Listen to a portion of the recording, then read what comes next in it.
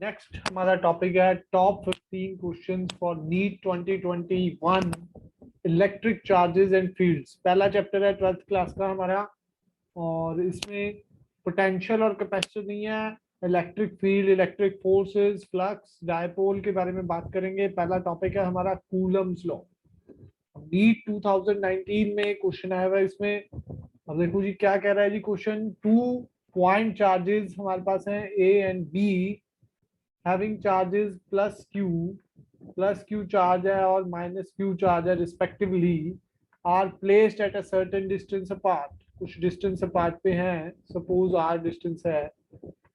force between them f है, f force है। if 25% of charge a is transferred to b, अगर 25% इसका charge a का b पे ट्रांसफर हो गया है तो मतलब Q बाय 4 चार्ज हमारा ट्रांसफर हुआ है, तो A पे चार्ज कितना हो जाएगा Q माइनस क्यू बाय 4, और वहां ट्रांसफर हुआ है तो वहां चार्ज कितना हो जाएगा minus q plus q by 4। Then force between the charges become, force क्या होगा हमारा, फोर्स की वैल्यू क्या रहेगी, F dash is equal to 1/4 pi epsilon naught Q minus q by 4 into minus q plus q by 4 हमारा आ जाएगा upon r square. ये सॉल्व करना पड़ेगा इसके बाद आपको। अब ये जो सॉल्व करेंगे ये 3q/4 आ जाएगा। ये जब सॉल्व करेंगे तो ये -3q/4 आ जाएगा। तो f जो पहले था वो था 1/4 pi epsilon naught q square by r square. Sine को अगर मैं निग्लेक्ट कर दूं तो यहाँ पर ये 3q/4, ये -3q/4। तो यहाँ पर अगर हम बात करें तो ये वैल्यू क्या आएगी, F dash is equal to 9/16 F बन जाएगा जी। 9/16 एफ सी आंसर आ जाएगा सॉल्व करके। नेक्स्ट हम बात करते हैं क्वेश्चन नंबर 2। नीट 2019 का ये गलती से मिसप्रिंट हो रखा है। Suppose the charge of a proton and an electron differ slightly. One of them is minus E and other is E plus delta E. The net electrostatic force and gravitational force between hydrogen atom placed at a distance d much greater than atomic size apart is 0।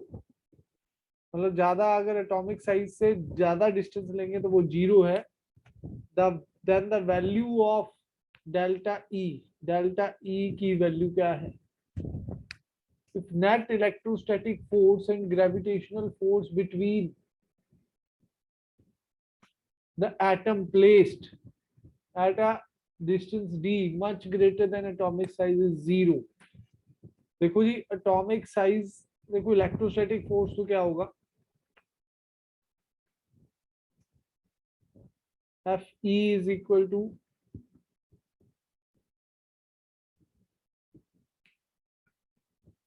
Charge on proton and electron differ slightly differ कर रहा है जी।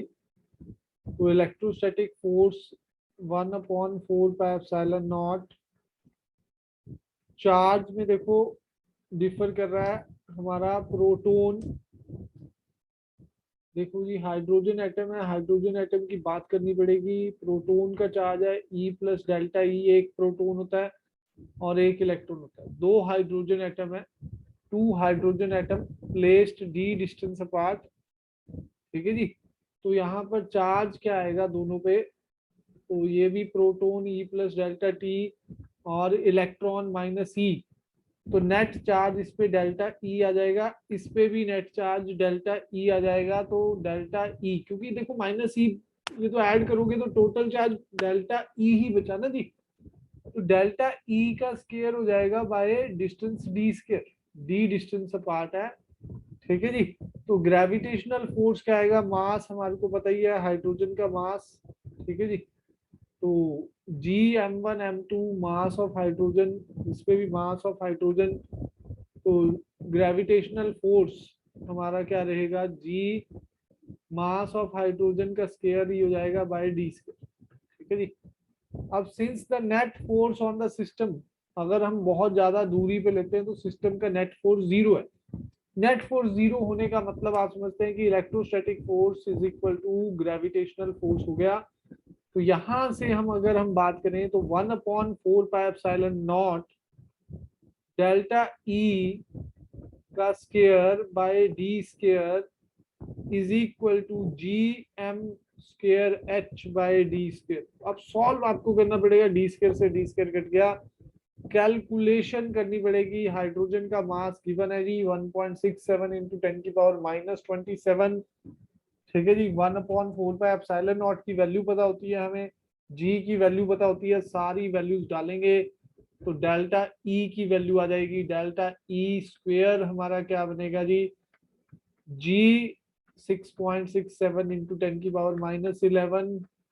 ठीक है जी, upon 9 into 10⁻9 नीचे जाएगा जी, और हमारा मास का स्क्वायर अंडर रूट हम निकालना ही है जी, तो इसको होल स्क्वायर में ही रहने दो। कैलकुलेशन आपके भरोसे है जी, अप्रोक्सीमेटली ये आंसर 10⁻−37 आएगा। पावर्स में ही था तो कैलकुलेशन की भी जरूरत नहीं है, बस आप इसको करेंगे अंडर रूट, वहां से आपका प्रॉपर वैल्यू आ जाएगी।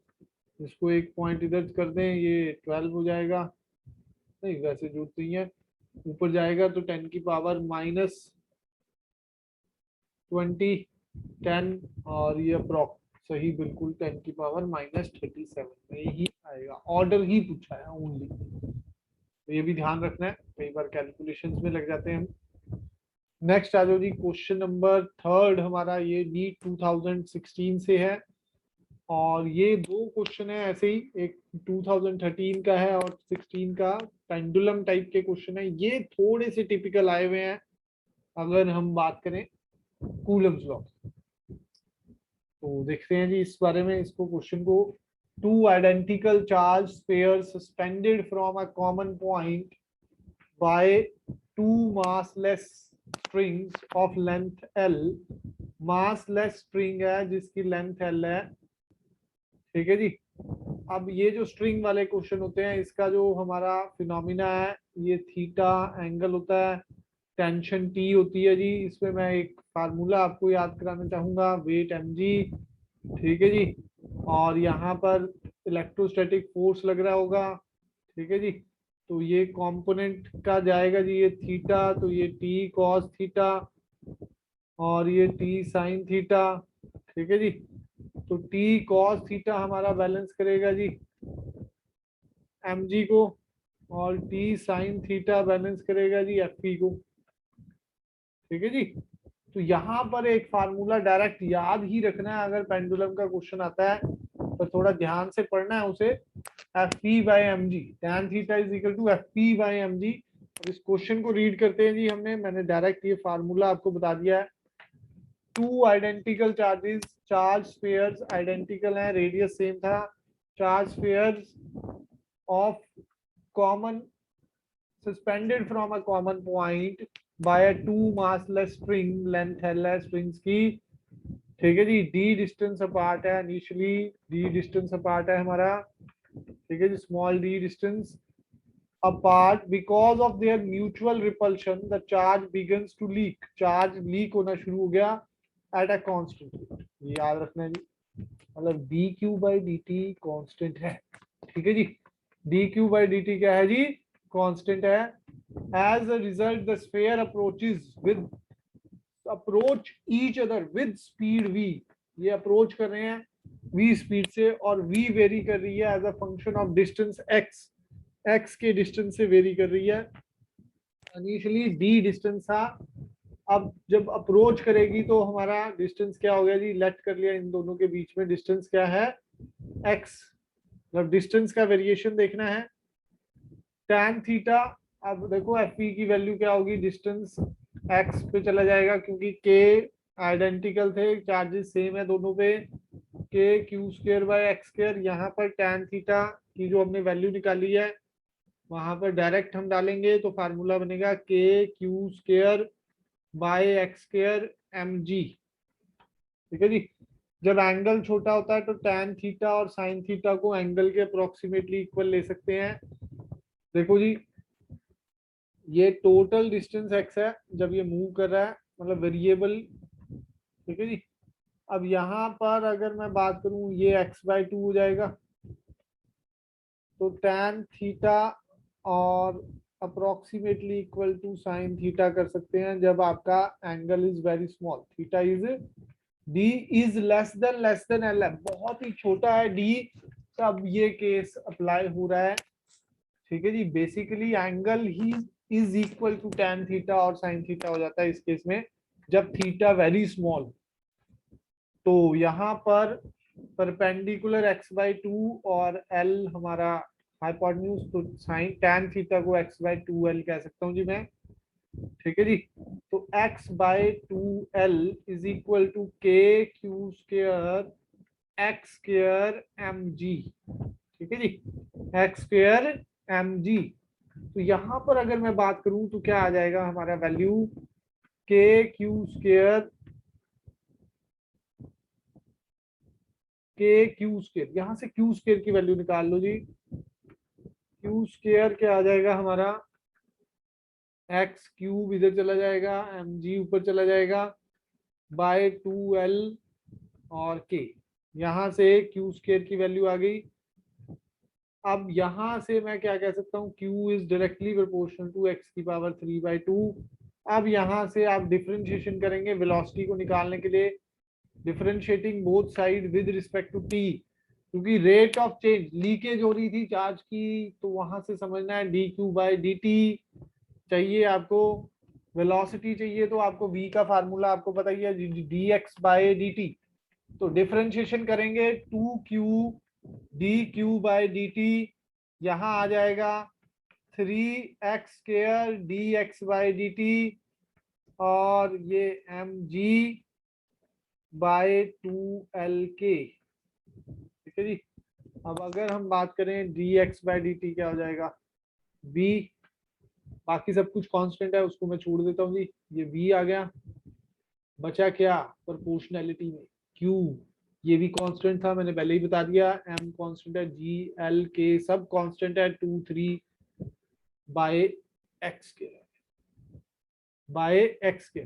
q किसके प्रोपोर्शनल था, अगर मैं बात करूं x की पावर 3/2 और ये x स्क्वायर, तो ऊपर जाके ये पॉजिटिव होने वाला है, नेगेटिव होने वाला है, x की पावर -½ आ जाएगा। v is directly proportional to x की पावर -½ तो ये हमारा ए आंसर बनेगा। तो पेंडुलम टाइप का क्वेश्चन, ये थोड़ा अलग टाइप का क्वेश्चन है जी। ठीक है जी।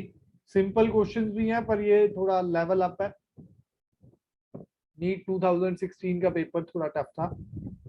नेक्स्ट आ जाओ जी हमारा, ये भी पेंडुलम टाइप का क्वेश्चन है, ये भी थोड़ा टिपिकल क्वेश्चन में गिनूंगा मैं इसे। Question number 4, NEET 2013, the two pitch ball carrying equal charges, दो पिच बॉल हैं कैरिंग इक्वल चार्ज कैरी कर रहे हैं, suspended from a common point by a string of equal length, equal length है जी इनकी। ठीक है जी। और डिस्टेंस ऑफ सेपरेशन आ रहा है, आपको पता ही है जी, ये एंगल थीटा, ये भी एंगल थीटा। सीधा वही फार्मूला याद करेंगे, tan theta is equal to FE/mg। ठीक है जी। अब ज्यादा दोबारा से लिखने की नहीं, ये पेंडुलम क्वेश्चन में आपको याद आना चाहिए कि हाँ भी टेंशन ये थीटा, ये थीटा हो जाएगा, टेंशन टी हो जाएगी, ये क्लिक करना चाहिए आपको सीधा ही। ये टी कॉस थीटा और ये टी साइन थीटा हमारा। ठीक है जी। वेट mg रहेगा और ये Fe जो रिपेल करेगा जी, दोनों चार्ज पार्टिकल हैं, pitch ball carrying equal charge, दोनों पे चार्ज इक्वल था 2q। नाउ द स्ट्रिंग, देखो जी डायग्राम में दिखा दिया जी, स्ट्रिंग कहाँ चला गया, clamped at half the height, half height पे चला गया, पहले y हाइट थी अब y/2 पे चला गया, और सेपरेशन डिस्टेंस हमें अब बताना है r डैश क्या होगा। तो पहले केस में tan थीटा की वैल्यू हम क्या निकाल सकते हैं जी, tan थीटा हमारा परपेंडिकुलर हमें गिवन है, ठीक है जी। y ये r/2 परपेंडिकुलर हो जाएगा r/2/y। तो पहले केस में tan थीटा क्या आ गया जी हमारा r/2y, r/2y। और tan थीटा पहले केस में किसके बराबर था, Fe/mg, Fe/mg, ठीक है जी। तो यहाँ पर देखो इलेक्ट्रोस्टैटिक फोर्स चेंज होगा पर mg और y चेंज नहीं होंगे। तो यहाँ पर अगर हम बात करें तो tan थीटा की वैल्यू हम कंपेयर करेंगे y/mg की टर्म में। तो mg/y क्या आ जाएगा tan थीटा से, अगर मैं कंपेयर कर रहा हूँ दोनों इक्वेशंस को, mg/y क्या आ गया जी पहले केस में Fe/2 Fe/r। दूसरे केस में जब y/2 हो जाएगा, तो रेड पेन से मैं कर रहा हूँ, इसमें y/2 जब आ जाएगा यहाँ पर, तो ये डिस्टेंस भी r डैश हो गया, ये एंगल भी चेंज हो गया tan थीटा डैश, पर फार्मूला वही रहेगा। tan थीटा डैश क्या रहेगा जी, Fe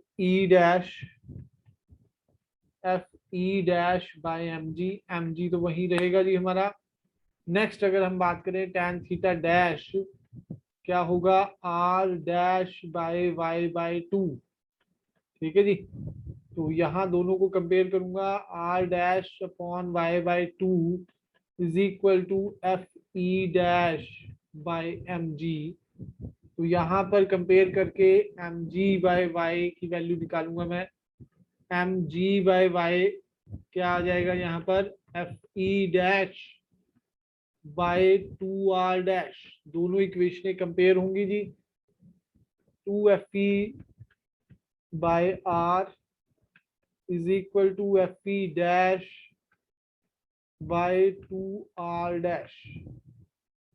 वैल्यूज डालनी पड़ेगी जी आपको, ठीक है जी। अब k2k/r² हो जाएगा नीचे। यहाँ पर क्या होगा जी हमारा k²/2r डैश क्यूब हो गया जी, ये कैंसिल हो गया। तो r डैश क्यूब क्या हो गया जी r³/4, ठीक है जी। तो यहाँ पर ये सॉल्व हो जाएगा जी हमारा। कुछ मिस्टेक तो नहीं हुआ, एक बार चेक कर लेता हूँ जी मैं। यहाँ पर एक मिस्टेक हो गया जी, r'/2 आना था, 2 से 2 कैंसिल हो जाना था, तभी एक 2 एक्स्ट्रा आ रहा था। तो ऐसे लेंथी क्वेश्चन में कई बार हो जाता है जी हमारा, गलती होने के चांसेस रहते हैं,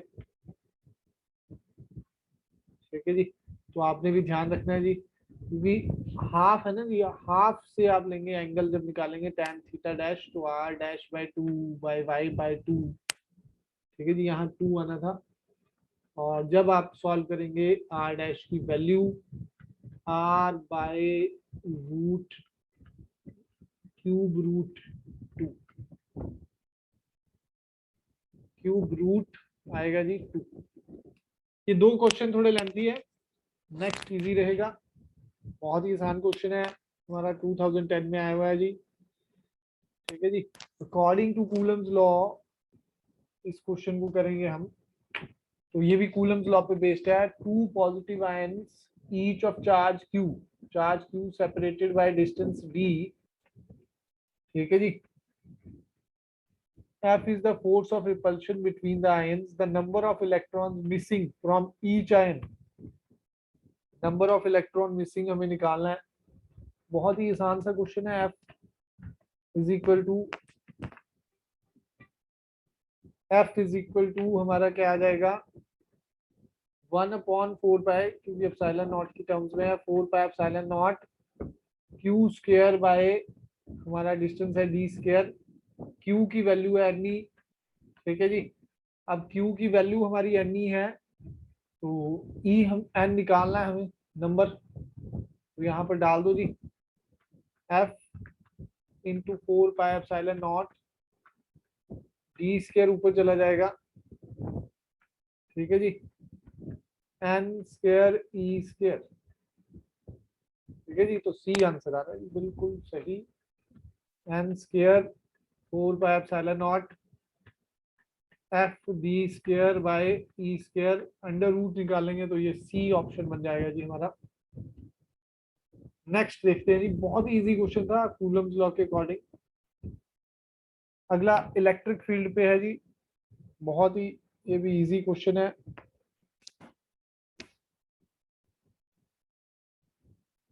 देखो जी, इलेक्ट्रिक फील्ड की अगर हम बात करें,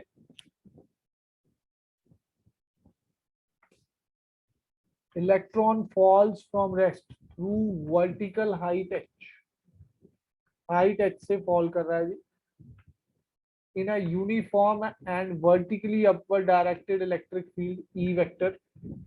इलेक्ट्रिक फील्ड ऊपर जा रही है तो फोर्स नीचे जाएगा। याद रखना, नेगेटिव चार्ज में फोर्स नीचे की तरफ जाता है, मतलब इलेक्ट्रिक फील्ड के अपोजिट जाता है। अगर इलेक्ट्रिक फील्ड ऊपर की तरफ है तो फोर्स नीचे की तरफ रहेगा।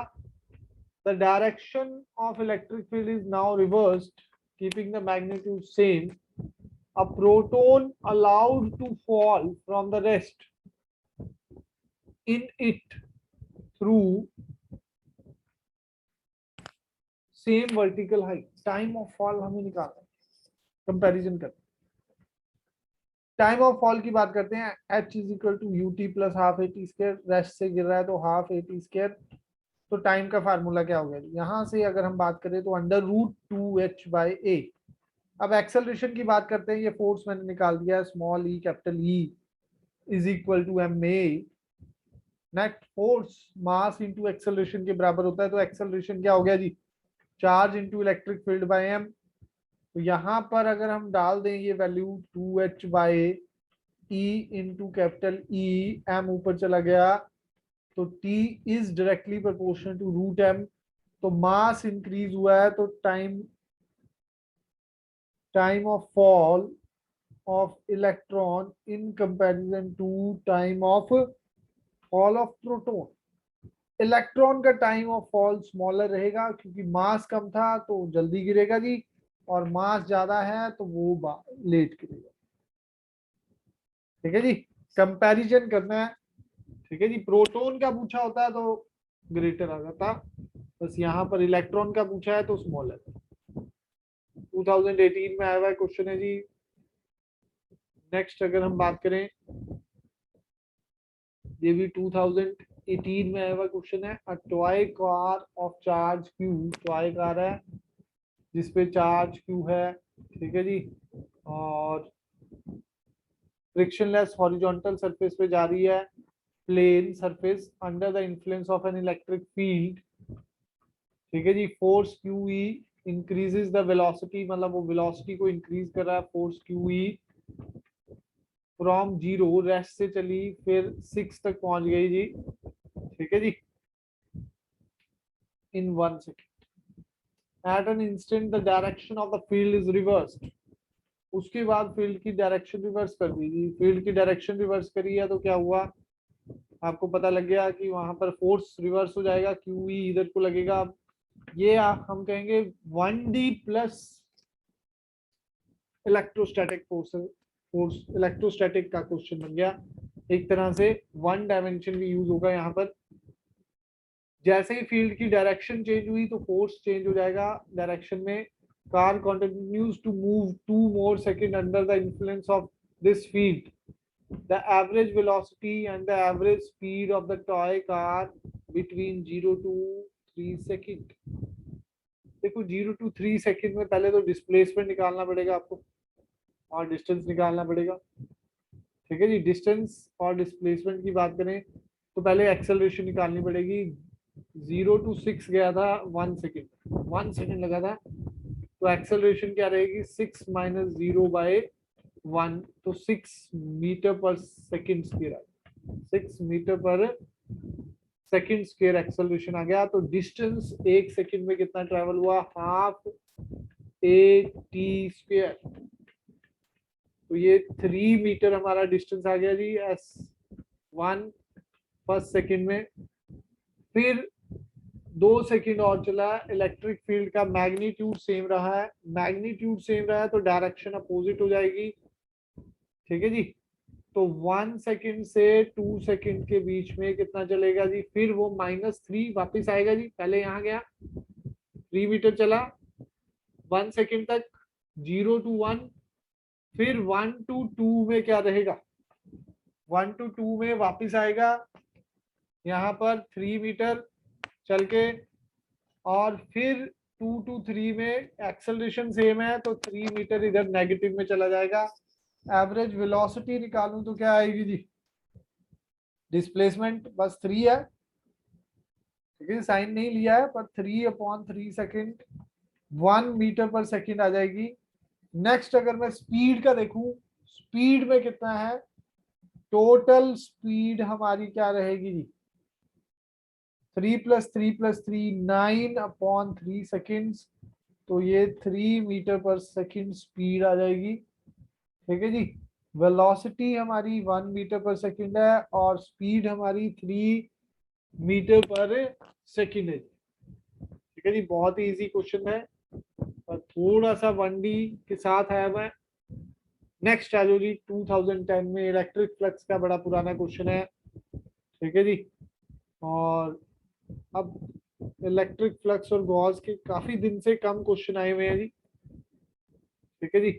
अब अगर हम बात करें sphere surface of length L in a plane of paper placed in a uniform electric field E acting at an angle theta with the horizontal,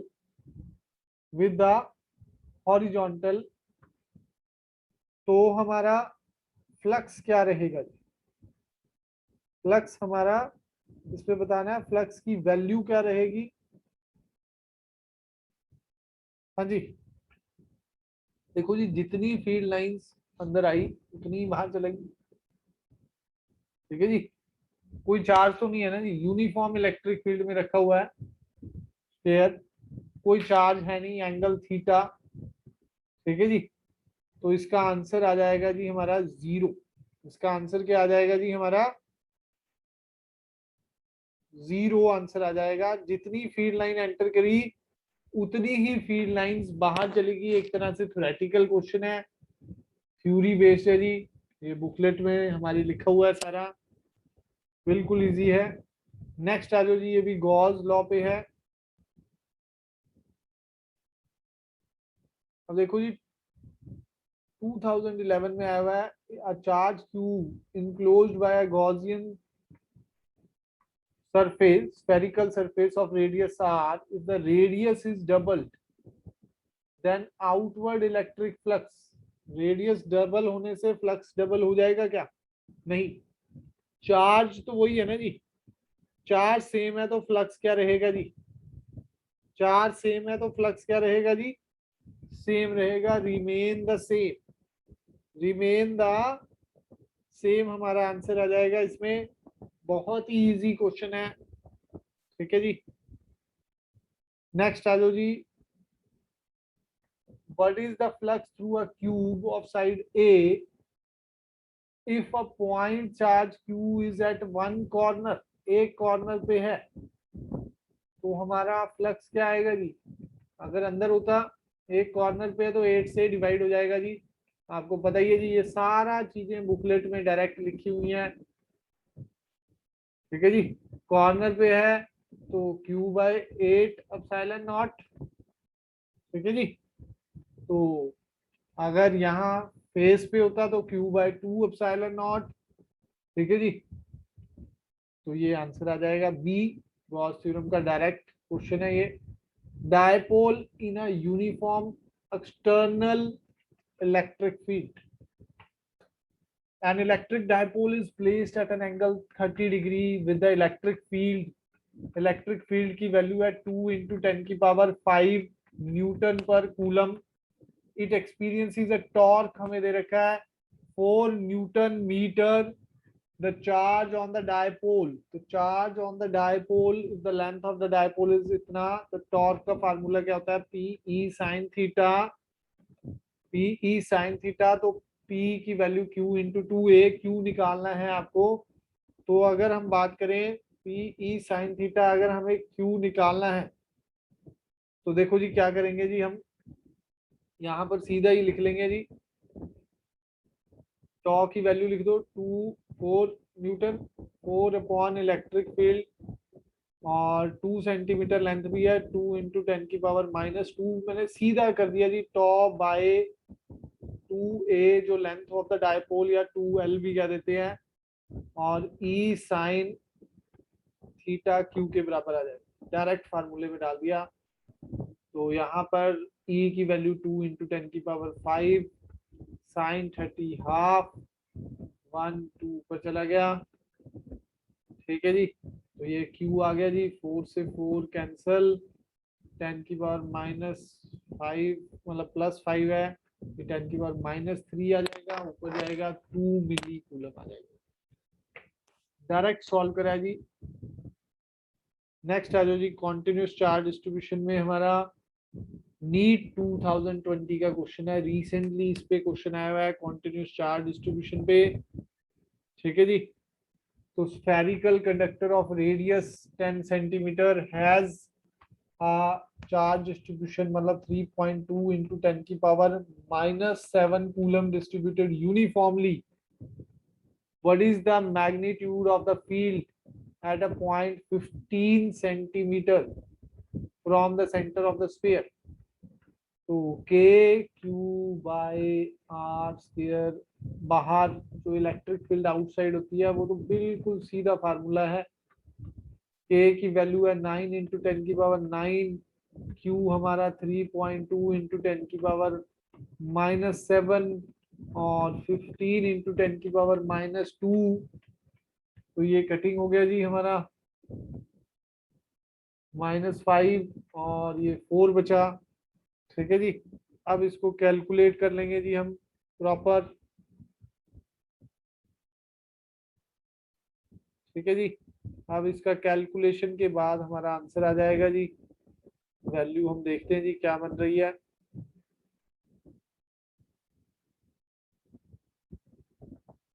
fifteen centimetre from the centre of the sphere, अब आप calculate कर सकते हैं जी, 3.2, यहाँ पर 3 से cutting करेंगे 3 आ जाएगा, और ये 5,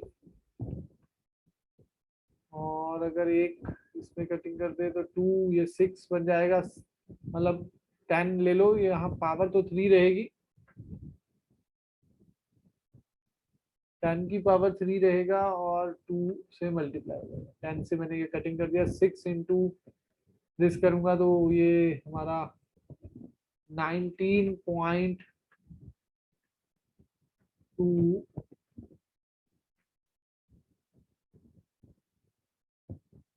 एक मिनट चेक करते हैं जी कैलकुलेशन।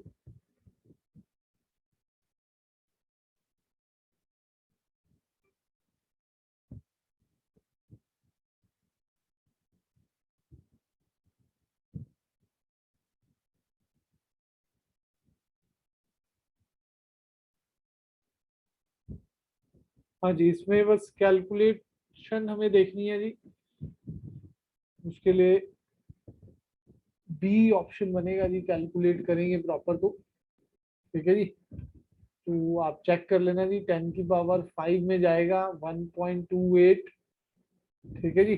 कुछ मिस्टेक रही होगी मेरी कैलकुलेशन में, हाँ स्केयरिंग नहीं कराया, हाँ बहुत बड़ी मिस्टेक कर दी मैंने, ठीक है जी। थोड़ा जल्दी करने के चक्कर में ऐसी मिस्टेक्स हो जाती हैं। तो यहाँ पर 15 × 10⁻⁻2 का होल स्क्वायर होना था, होल स्क्वायर होने के बाद जब आप कैलकुलेट करेंगे तो बी आंसर आ जाएगा, ठीक है जी। नेक्स्ट आ जाओ जी, 2019, ये भी बहुत ही आसान क्वेश्चन है, डायरेक्ट क्वेश्चन है हमारा। वैसे तो 2 parallel infinite line charges with linear charge density plus lambda और minus lambda placed at a distance 2r in free space, what is the electric field at the midway between the two line charges? देखो जी, positive के लिए बाहर को जाएगा, negative के लिए अंदर को जाएगा, लाइन चार्ज के लिए फार्मूला होता है जी लाइन चार्ज का फार्मूला इलेक्ट्रिक फील्ड का क्या होता है, lambda upon 2 pi epsilon naught r. Mid point पे ये बाहर को जाएगा, ये अंदर को, दोनों ऐड हो जाएंगे, तो 2 से 2 कैंसिल हो जाएगा, डी आंसर बनना चाहिए इसका।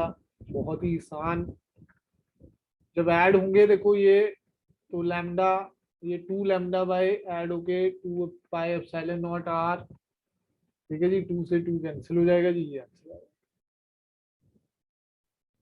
ये भी नीट 2019 का, hollow metallic sphere of radius r uniformly charge the electric field due to the sphere at distance r from the center, r from the center। देखो जी, decreases as r increases or r less than capital R for r greater than capital R। Uniformly hollow metallic, hollow metallic में अंदर तो zero ही होती है, ठीक है जी। Zero as R increases from and decreases, C option बनना चाहिए।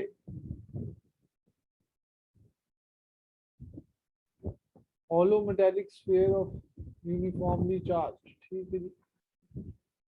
देखो जी, zero as R increases from, क्योंकि electric field inside a hollow metallic chamber zero रहती है, और डिक्रीज करेगी हमारी इलेक्ट्रिक फील्ड, ठीक है जी।